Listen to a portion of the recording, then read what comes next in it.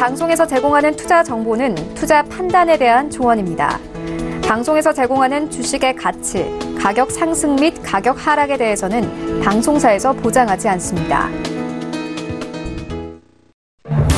시청자 여러분 안녕하십니까. 오늘장 내일장 일부 출발하도록 하겠습니다. 우리 시장이 글로벌 증시의 동반 하락에서 그래도 견조하게 좀 버텨주는 모습을 확인을 할 수가 있습니다.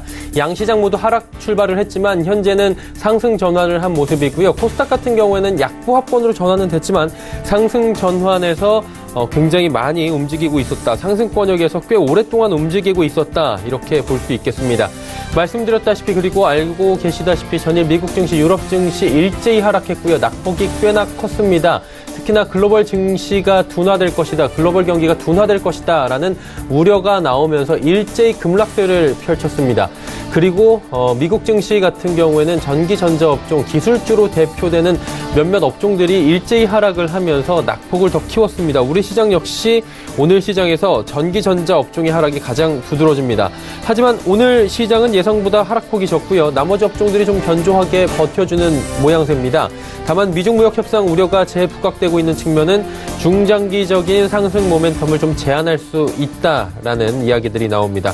결국에 큰 모멘텀 없이 순환매 혹은 짧은 섹터 간의 변화만이 필요한 장세가 될 수밖에 없다는 이야기가 나옵니다.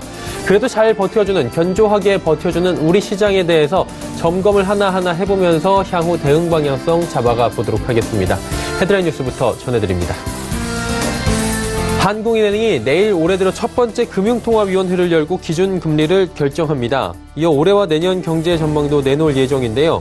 국내 경기가 급속하게 악화되는 가운데 미국이 금리 인상 속도 조절을 시사한 상태여서 기준금리는 연 1.75%로 동결이 유력하게 점쳐집니다. 경제 전망의 경우 올해 성장률 전망치는 기존과 같은 2.7%로 유지할지 아니면 소폭 하향 조정할지 관심이 쏠립니다. 미국 정부가 수입 자동차와 부품에 무역 확장법 232조를 적용해 관세 25%를 부과하게 된다면 한국 자동차 산업 무역 소재는 최대 11조 원까지 줄어든다는 조사 결과가 나왔습니다.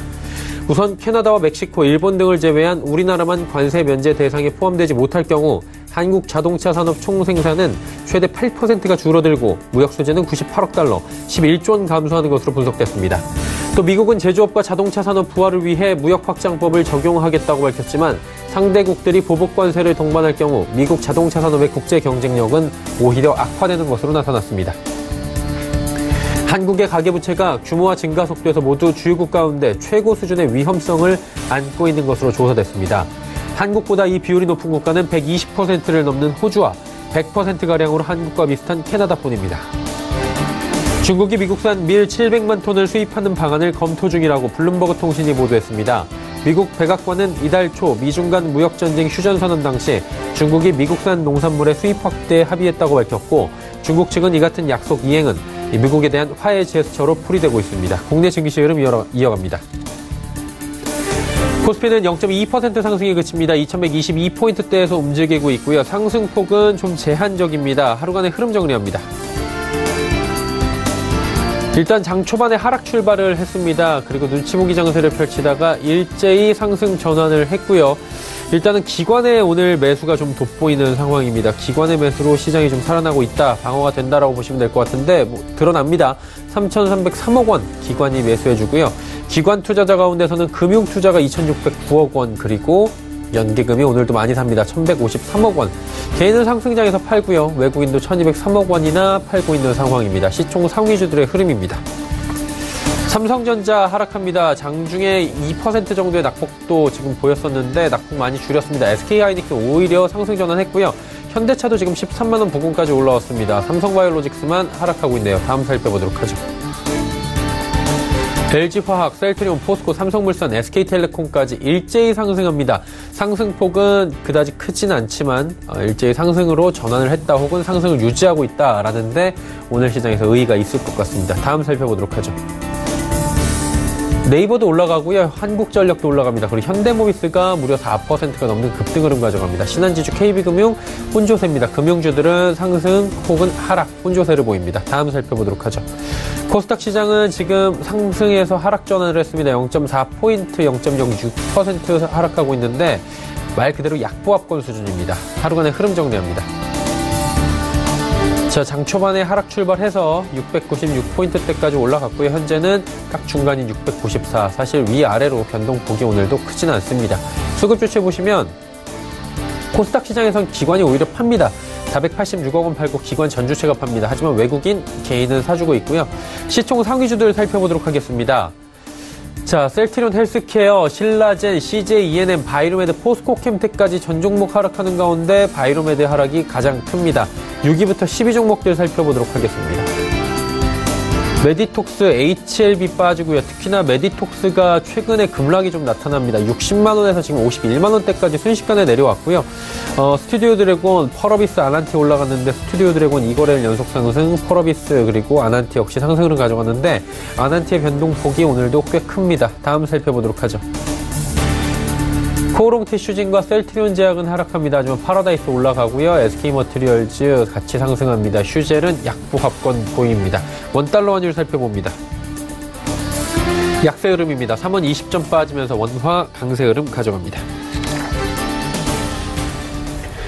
금일 본 방송에서 제공해드리는 정보는 투자 판단에 대한 조언일 뿐입니다. 해당 주식의 가치와 수익률 보장해드리지 않는다는 점 참고해 주시길 바랍니다. 오늘장 이슈 바로 살펴보도록 하겠습니다. 펠리즈 투자인 리서치 김민수 대표입니다. 안녕하십니까? 네, 안녕하십니까? 오늘 시장 흐름이 장 초반에는 하락 출발해서 상승 전환했다가 코스닥 지금 또 빠지고 있거든요. 흐름 어떻게 정리할 수 있겠습니까? 네, 상대적으로 시장이 그래도 셉니다. 미국 시장의 동향보다는 좀 양호한 모습들로 가고 있는데, 그렇다고 하더라도 종목 다가 아니라 오히려 최근의 동향을 보게 되면 약간 시장에서 소외받는 섹터들은 또 약한 상황이고요. 오늘 엔터주나 제약 바이오 쪽은 오히려 매물이 좀 증가하는 모습들과 함께 좀 부진한 모습들이 나오는데, 일단 시장의 큰 그림으로 봤을 때는 작년 4분기에 낙폭이 좀 컸다가 상대적으로 위험자산 선호가 좀 다시 늘어나기 시작하는 부분이죠. 그런 상황 쪽에서 가장 촉발된 부분들은 달러와 약세가 이런 흐름들을 가져갔었고요. 그런 상황 쪽에서 외국인들이 지금 현재 연초 이후에 1조 6천억 이상 매수세가 이어지다 보니까 시장의 방향타를 상승으로 전환시켰다라고 보고 있는 상황 쪽에서 오히려 어떤 수급 흐름을 보게 되면 기관은 쉬고 있고요. 그런 관점에서 연기금이 다시 매수세가 들어오는 부분과 그리고 기타 법인, 즉 자사주 매입 쪽에서의 변화가 좀 활발한데 개인 쪽은 오히려 코스피를 팔고 코스닥을 매수하고 있습니다. 그런 차원에서 이 테마주 중심의 1월 효과가 충분히 이어지는 쪽을 만끽하고 있다라고 볼 수 있는데 얼마만큼 잘 빠져나와서 대응하느냐는 조금 더 숙제로 봐야 될 걸로 보여지고 있고요. 그렇다고 해서 단기적인 저항권에 진입하는 모습들, 특히 다우지수는 8,130, 코스피가 한 2,130, 한 2,100선 중반대 정도가 저항으로 보이는 만큼 그에 따라서 일단 지금까지 좀 올라왔는데 약간 좀 전후 좌우를 좀 확인해 봐야 되는 게 아니냐라는 관점 쪽에서의 시장 반응이라고 봐야 될 것 같고요. 특히 아직 사상 최대 기간을 넘어가는 미국의 셧다운이나 어닝 시즌이 본격화되는 모습들, 그리고 무역 분쟁 관련돼서 합의가 제대로 안 되는 분위기들, 이런 쪽이 아무래도 시장에서 반영이 된다고 봐야 될 것 같은데, 그런 흐름으로 봤었을 때 최근에 다시 달러화가 강세 쪽으로 자리를 시도를 하고 있죠. 그런 흐름과 함께 외국인들이 이런 상황에서도 계속 신흥국 관점 쪽의 주식을 매수를 해줄 수 있느냐 여부가 가장 중요하다고 봐야 될 것 같은데, 이런 상황으로 보게 되면 아직 강한 시장의 변화를 기대하기보다는 여전히 한 2130에서 2090선 방향성이 탐색되는 과정이 조금 더 이어질 가능성이 높다는 측면과 함께 오히려 지수를 결정짓는 대표적인 요인으로 보여지는 반도체 관련된 SK하이닉스나 삼성전자에 대한 동향들 좀 더 체크를 하면서 시장 흐름 확인할 필요가 있지 않을까 생각되고 있고요. 상대적으로 어떤 시장은 크게 밀리지 않는다는 정체 분위기가 나오게 되면 종목 중심의 장세는 좀 더 우위로 펼쳐지지 않을까 그렇게 보여지고 있습니다. 테마주 말씀해 주셨는데 테마주 동향 좀 들어볼 수 있나요? 네, 가장 크게 이번 정부 들어오면서 지금 주요하게 바라보고 있는 쪽이 잘 알고 계신 수소차 쪽과 그리고 남북대급주 쪽으로 보시면 될 것 같은데, 특히 수소차 관련주는 어제부터 약간 제동이 걸리는 모습들이죠. 특히 노무라증권에서 부정적인 리포트들, 그리고 단기 차익 매물과 함께 일단 약간 경종을 울리는 변화로 나오고 있는 상황들인데, 그렇다고 하더라도 너무 많이 올랐기 때문에 나오는 경계감이 좀 크다라고 봐야 될 것 같고요. 그런 흐름으로 보게 되면은 이 두 가지 주요한 테마들은 여전히 이번 정부에서 역점으로 삼고 있는 상황이기 때문에 아무래도 뒷배경에는 든든한 정부의 정책적인 변화가 있다라는 관점 쪽에서 기대감의 유입과 소멸 관점 쪽으로 어떻게 보면 이런 흐름들을 이용하면서 트레이딩 전략은 계속 유효하지 않을까로 바라보고 있는 상황들이고요. 그런 관점 쪽에서 이제 추가적으로 어떤 변화가 나올 가능성이 높은 쪽은 아무래도 생활의 불편함으로 다가오고 있는, 그리고 또 대통령이 잠을 못 자겠다라는 쪽으로 얘기하고 있는 미세먼지 관련 쪽에 대한 부분들도 앞으로 된 흐름들을 좀 주목해야 되지 않을까 생각되고 있는데, 대표적으로 미세먼지 하게 되면 지금까지 저희가 알기로는 개인위생 관련된 마스크나 그런 쪽으로 한정돼서 움직였던 부분들인데, 아마 정부 정책적인 분위기가 움직인다라고 하게 되면 오늘 태경화학이 강세로 간 것처럼 인공 강우 관련된 얘기나 아니면 어떤 설비 투자와 관련돼서 집전 설비, 그리고 어떤 탈황 설비 뭐 이런 쪽에 대한 강한 드라이브가 걸릴 가능성이 높다라고 하게 되면 대표적으로 뭐 KC코트레일 같은 종목들이 어떤 시세의 중심이 될 가능성과 함께 정부의 정책적인 부분들과 변화가 나올 가능성이 높다고 봐야 할 것 같고요. 그 밖에 이제 5G 관련주도 여전히 밀리게 되면 계속 관심이 필요한 쪽으로 보셔야 될 것 같은데, 수주가 이어지면서 나오는 실적 변화 계속 올해 확인될 걸로 보여지고 있고요. 대표적으로 오이솔루션 같은 삼성전자의 매출이 가장 높은 회사, 그리고 에이스테크 같은 기지국 안테나 1위 업체, 특히 5G 쪽에서는 가장 핵심은 기지국을 많이 늘려야 됩니다. 트래픽이 높다 보니까 높일 가능성을 대비하면서 이에 관련된 수혜가 높을 가능성이 높다고 봐야 될 것 같고요. 그 밖에 폴더블 관련주 쪽도 여전히 한 2월 20일 정도쯤 되면은 미국의 샌프란시스코에서 삼성전자가 갤럭시 S10 폴더블 스마트폰, 그리고 뭐 5G 폰 이런 쪽으로 공개가 들어올 가능성이 높기 때문에 그에 따른 또 흐름들도 같이 가시화가 될 가능성이 높다라는 관점 쪽에서 테마주의 동향들도 계속 지켜보는 흐름들이 필요하다고 봐야 될 것 같습니다. 네, 테마주의 흐름들, 폴더블 폰까지 이야기 나눠봤습니다. 오늘 말씀은 여기까지 듣겠습니다. 고맙습니다. 네, 감사합니다. 펠리즈 투자인 리서치 김민수 대표와 함께했고요. 이슈 칼럼 이어집니다.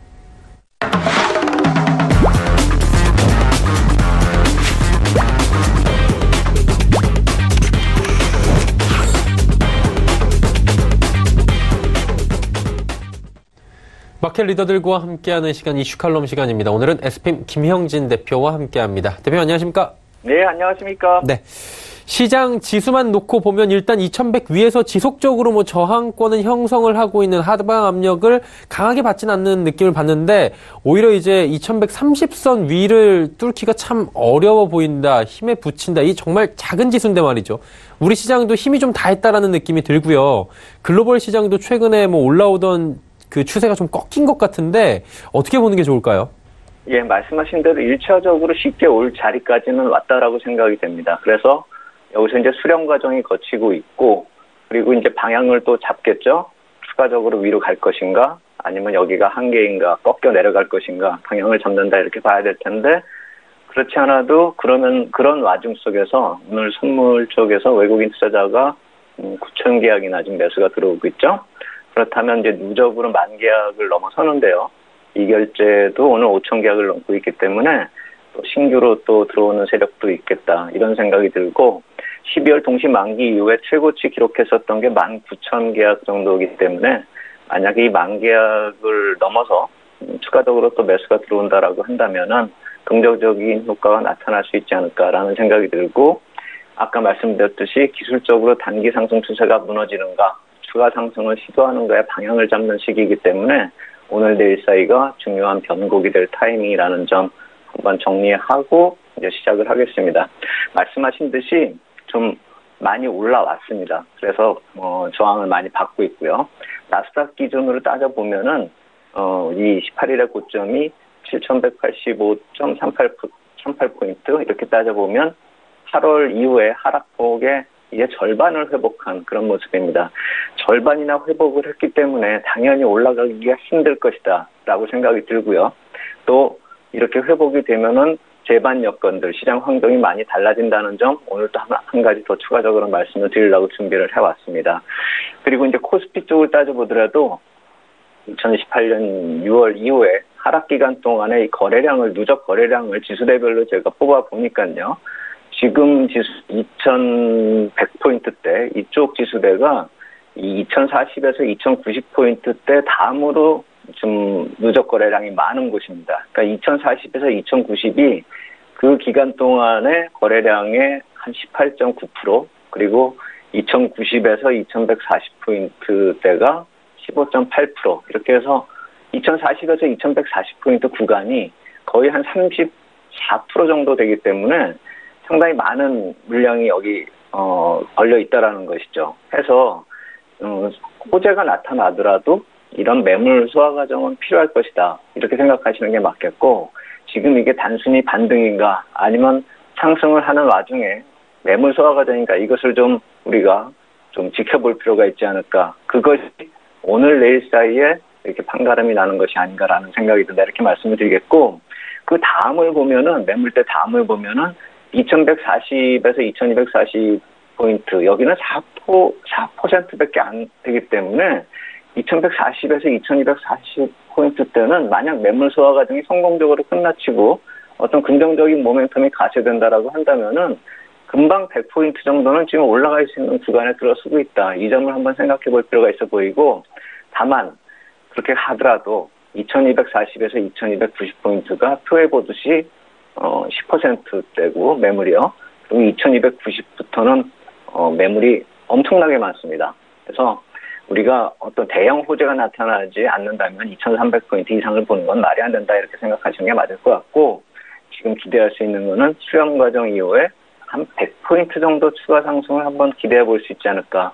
긍정적인 모멘텀이 나타난다면 해볼 만한 기대감이 있지 않을까라는 생각을 말씀을 드리겠고, 하락의 이유를 찾는 시장이기도 합니다. 그래서 역설적으로 보면은 내리면은 이제 뭐 때문에 내렸냐, 거꾸로 이렇게 이유를 갖다 붙이는 그런 형식이다, 이렇게 생각이 되는데, 무역 분쟁 이슈 같은 경우가 어제 미국 시장 내리니까 갑자기 또 무역 분쟁 이슈가 나오긴 나왔죠. 우리가 이게 쉽게 당장에 마무리가 될 것이라고 이렇게 생각하는 이슈가 아니죠. 월말까지 좀 기다리는 그런 이슈다, 이렇게 생각이 될 텐데, 뭐 잘 안 됐다라는 식으로 얘기가 나오면서 또 시장에 부담을 주는 그런 모습인데, 협상이 끝난 것이 아니라 진행 중이죠. 아직 월말까지 시간도 많이 남았고요. 그리고 또 어제 거론된 경기 둔화 이슈요. 그 금주부터 시작하는 이제 각국 통화정책 회의에 이게 역으로 작용할 수가 있지 않을까라는 생각이 듭니다. 그러니까 그 회의들에서 통화정책 완화 기대감을 높일 것이다, 이렇게 볼 수가 있는 것이죠. 해서 경기 둔화 이슈의 양면성이죠. 시장에는 긍정적으로 또 역작용을 할 수 있다는 점을 한번 생각을 해볼 필요가 있기 때문에, 이렇게 악재로 꼽는 이슈들이 해석하기에 따라서는 다시 기대감으로 변화가 가능하고, 또 그러한 재료들이 나타났을 때 시장이 반응하는 거에 따라서 이렇게 후행적인 해석이 나타나는 그런 경우가 많기 때문에, 시장이 하락한다 해서 너무 공포 심리로 지금 볼 필요는 없지 않을까라는 생각이 든다, 이렇게 말씀을 드리겠습니다. 참 보면 많은 분들이 공감하시는 부분이 이 코에 걸면 코걸이, 귀에 걸면 귀걸이, 이 재료가 요즘에 그런 의미로 많이 다가오게 되는 것 같아요. 미중 간의 무역 분쟁 잘 될 것 같다고 일주일 전까지 그러다가 어제는 갑작스럽게 또 얘기가 잘 안 되고 있다, 이런 얘기가 나오면서 시장이 공포감에 떨었는데, 이 외에도 뭐 통화정책 이벤트들 계속 이어지는데, 아까 말씀해 주셨다시피 시장을 긍정적으로 좀 뚫고 올라갈 수 있을 만한 재료가 될 수 있을지 궁금한데, 이 부분은 어떻습니까, 대표님? 네. 통화정책회의 일정 구간에 진입했다, 이렇게 보시면 될 것 같습니다. 오늘 BOJ에서 공개했고요. 뭐 경기 확장세가 진행되고는 있지만 인플레이션은 만족할 만한 상황이 아니다, 이러면서 뭐 금리 동결을 했죠. 내일은 24일 내일 맞죠? 한국의 금통위가 열릴 테고요. ECB 통화정책회의도 있을 테고, 한국 금통위는 사실 뭐 금리 동결이 기정적이다, 이렇게 봐야 되겠죠. 올해 안에 뭐 금리 인하 가능성까지 거론이 되고 있는 상황이니까요. 그리고 22 통화정책회의를 한번 보면은 지난 회의 때 나왔었던 코멘트, 그러니까 경제 흐름의 중립에서 하방 가능성을 약간 좀 거론을 했죠. 그러면서 통화 정책을 완화하는 그런 가능성을 한번 시사를 했고, 그 이유를 따져봤을 때, 그러니까 지난번 회의 이후의 경기 흐름을 살펴보면은 글로벌 경기 둔화 흐름이 점차 가시화되고 있죠. 그래서 향후 통화 정책 결정에 어느 정도 이런 경기 흐름이 영향을 미치면서 통화정책의 동결 가능성을 키우고 있다, 이렇게 보시는 게 맞을 것 같습니다. 뉴욕 시장에서도 어제 그 정도로 해석을 내리는 거였지, 이 문제가 악재로 발생이 되었었던 건 아니었다, 이렇게 말씀을 드리겠고, 이러한 통화정책 회의 중에서 가장 끝부분에 있는, 그러니까 이번 달 말에 FOMC 회의가 자리 잡고 있는데 이 역시 마찬가지로 비슷한 기류가 될 것이다. 이렇게 봐야 되겠죠. 그래서 그동안에 이제 주가가 좀 상승을 많이 했기 때문에 이러한 좀 통화 완화 정책 같은 경우가 희석되는 그런 경우도 있었는데 좀 더 구체적인 내용이 이런 다음 주에 좀 가시화될 경우 아니면 내일 22쪽에서 또 가시화된다라고 한다면 긍정적 모멘텀으로 좀 작용이 가능하지 않을까. 22쪽에서는 FOMC 회의에 뭐 전초전적으로 뭐 힌트를 얻는 그런 모멘텀이 되지 않을까라고 생각이 들고요. 금리 이슈 같은 경우는 사실 부담이 많이 완화되고 있습니다. 미국 10년물 국채금리가 1월 초에 2.5%까지 내려갔다가 최근에 다시 2.8%까지 좀 올라오는 그런 모습 보였는데 어제 무역 분쟁하고 경기 둔화 이슈 나타나면서 2.7%로 발락을 했단 말입니다. 그래서 17일부터 24일까지는 미 국채 입찰이 좀 빡빡하게 한 3,040억 달러가 좀 몰려있는 구간이기 때문에 약간 좀 부담이 되면서 이것이 또 시장을 압박할 수 있지 않을까라고 좀 생각이 되는 기간이긴 한데 2.7%로 발락이 되면서 이런 악재들이 나타났기 때문에 오히려 부담이 완화되고 있다는 점. 결국은 이런 악재들이 나타나면은 주식시장이나 채권시장이나 자산시장 쪽으로 좀 부담이 완화되는 이런 역설적인 효과가 나타나고 있다는 점 우리가 좀 참고해 볼 필요가 있겠다 이렇게 말씀을 드리겠고 이러한 부담을 지나면은 2월 10일까지는 미국채 입찰에 따른 그러니까 금리 쪽의 부담은 거의 없어진다 이렇게 보시면 되겠다 이렇게 말씀을 드리겠습니다. 그리고 그동안에 갑작스럽게 연준의 스탠스가 변화했습니다. 금리 인하 가능성까지 제기가 됐는데 이게 경기가 어렵기 때문에 금리를 인하할 수도 있다. 뭐 양적 완화가 다시 돌아올 수도 있다. 이런 기대감에 시장이 좀 올라왔는데 그렇다 보니까 이제 금융정책 완화 가능성이 반대로 이렇게 되면 좀 줄어들지 않을까라고 또 논리적으로 생각해 볼 수 있을 것 같은데 이건 어떻습니까? 그렇죠. 이게 시장이 어떻게 움직이느냐에 따라서 이 주변 환경이 막 변화가 되고 있는 게 시시각각으로 변화가 되고 있는 것을 우리가 찾아볼 수 있습니다. 그래서 오늘 가장 중요하게 제가 준비해온 자료가 이 자료인데 아마도 지난주 그러니까 1월 초에도 한번 살펴봤었던 건데 이 CME의 금리 확률 차트 이것을 말씀을 드리는 것이거든요. 주식시장이 좀 상승을 하면 이쪽 뭐 금리가 오히려 이제 상승할 확률이 높아지고 있는 것이고 금리 인하 가능성은 거의 없어지고 있고 뭐 이런 형식으로 변화가 되고 있다라는 것입니다. 최근에 자료를 찾아보면은 올해 안에 금리 인하 가능성은 거의 제로에 가깝고요. 주가 상승하면서 금리 인상 가능성이 오히려 급등하고 있죠. 그래서 1월 초 주가 상승의 기폭제 중에 하나가 이 금리 하락 가능성이었다라는 점을 생각을 해본다면은 지금 이렇게 주가가 상승하면은 금리 하락 가능성이 점차 얕아지고 그러면서 그것이 또 원동력이 돼가지고 주가를 상승시켰었던 것이 연속되지는 못할 것이다. 해서 올라가면 한쪽이 약화되고 그래서 약화되면은 또 시장이 빠지면 또 금리 인하 가능성이 나타나고 뭐 이런 작용과 반작용의 그런 환경 요인이다. 이렇게 보시면 될 것 같고 이것을 한번 제가 표로 만들어서 한번 보여드리겠습니다. 이 9월달 FOMC 회의 자료에 대한 목표 금리 경로다 이렇게 보시면 되겠는데 보통 이 표가 이 CME 홈페이지에 들어가면은 3, 6, 9, 12 그리고 내년까지의 표가 있는데요. 시장 변화에 민감하게 반응한 게 변화가 하는 것이 6월 이후 회의에 대한 금리 전망입니다. 결국 6월 이전에는 뭐 최근에 어떤 이슈가 나타나고 하더라도 뭐 거의 변동이 없습니다. 그러니까 6월 이전에는 금리 동결이 거의 확실시되고 있다. 이렇게 보시면 될 것 같고 이 표를 봤을 때는요.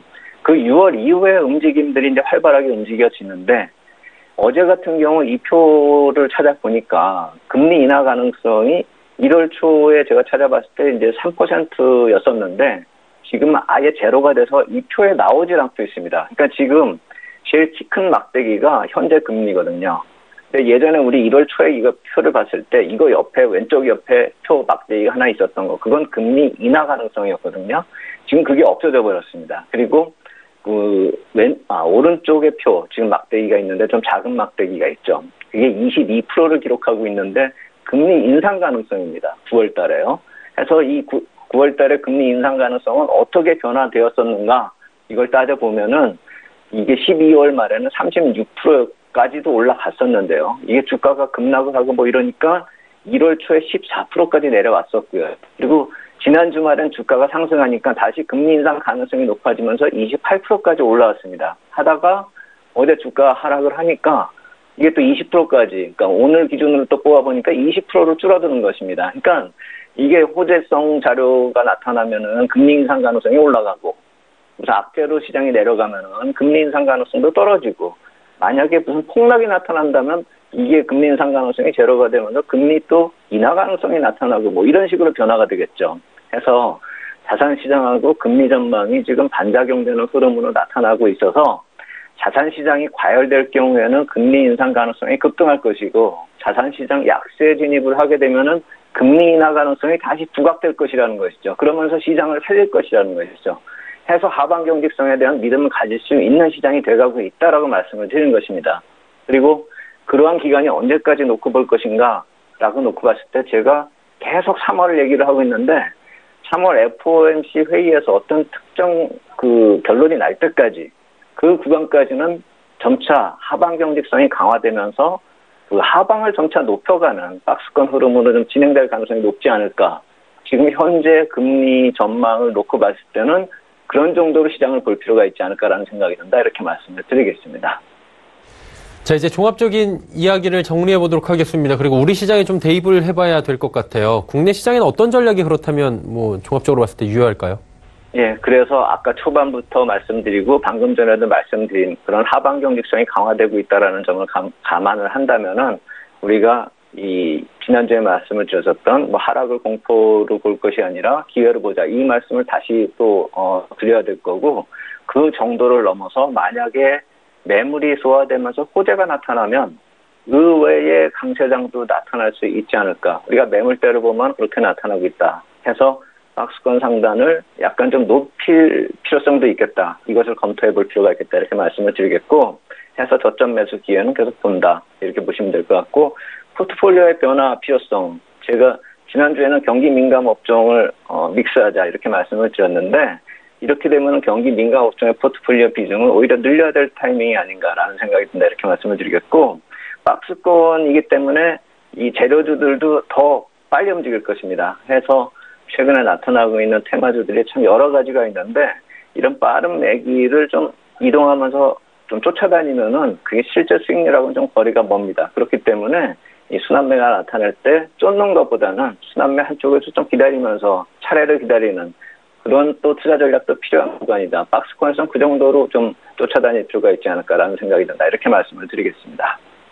네, 시장의 지금 현재의 상황들, 그리고 이에 따른 우리 시장의 맞춤형 전략들까지 하나하나 자세히 들어봤습니다.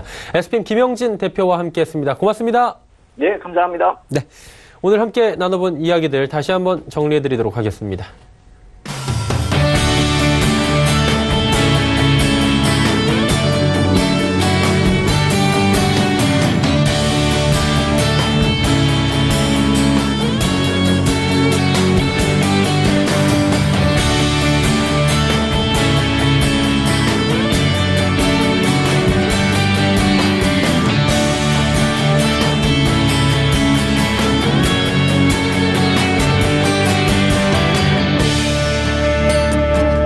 오늘 정리 일장 1부 함께 하셨습니다. 잠시 뒤 2부 예고해드립니다. 2부에서는 두 분의 전문가와 함께 종목 짚어보고 종목 상담까지 이어가는 시간, 레벨업 트레이딩 타임 시간이 준비되어 있습니다.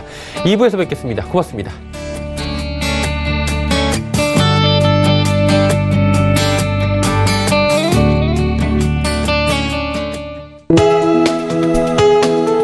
본 방송에서 제공하는 투자 정보는 투자 판단에 대한 조언입니다. 방송에서 제공하는 주식의 가치, 가격 상승 및 가격 하락에 대해서는 방송사에서 보장하지 않습니다.